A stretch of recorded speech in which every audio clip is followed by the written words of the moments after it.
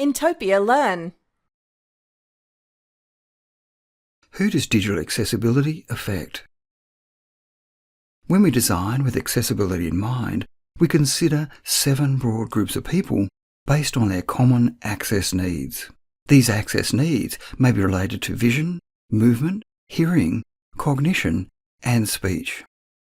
The first group is people with no vision. This means anyone who can't rely on vision to operate their device. For example, it could be someone who's blind, or perhaps someone recovering from eye surgery.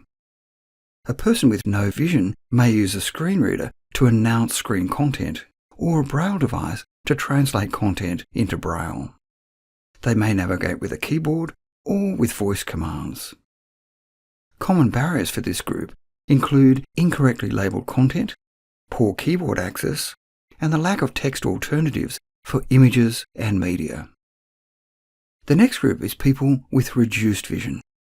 This group is impacted by what or how much they can see. They may have blurry or obstructed vision, reduced contrast sensitivity, or be sensitive to light. Some people in this group might be someone with glaucoma, tunnel vision, or cataracts, or just someone who can't find their glasses. A person with reduced vision might magnify their device to read content, or they might use a screen reader to read it for them.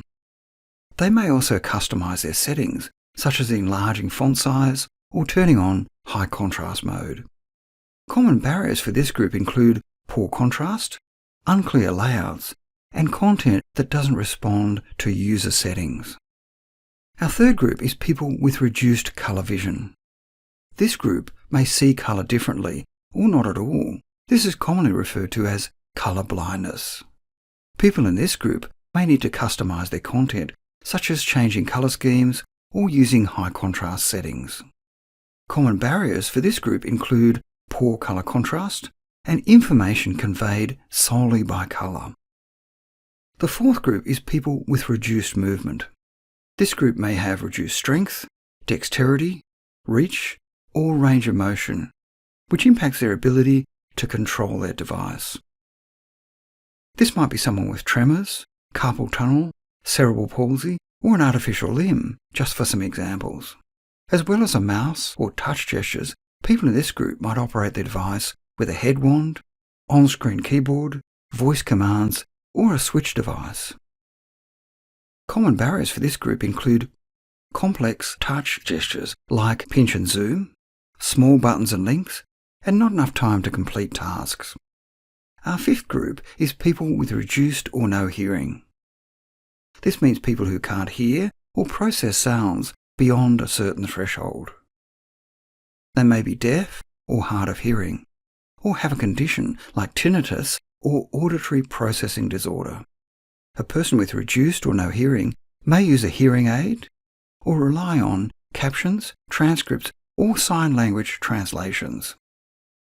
Common barriers for this group include a lack of text alternatives for sound-based media, or a lack of alternative methods of communication. The sixth group is people with varied learning or cognition. This is a broad and diverse group of people who have some kind of variation in their cognitive function. This could be someone with an intellectual disability, a brain injury, neurodivergence such as autism or dyslexia, or a mental health disorder like depression. This group may use assistive technologies like screen readers, tools like autofill, or may need to customize the content on their screen, such as changing fonts or colors.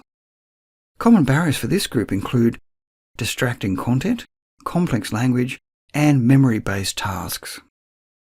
Our last group is people with reduced or no speech. This group of people may be unable to communicate verbally some or all of the time. This may be due to a speech impediment, selective mutism, or a muscular disorder. Speech is rarely considered in digital design, but it may impact customer interaction over the phone or in person. A common barrier for this group is a lack of access to alternative methods of communication. People may belong to one or multiple of these groups. In fact, most of us will join at least one of these groups at some point in our lifetime, either temporarily or permanently, particularly as we age. So it's important that we don't slow down or stop any of these people from accessing our services.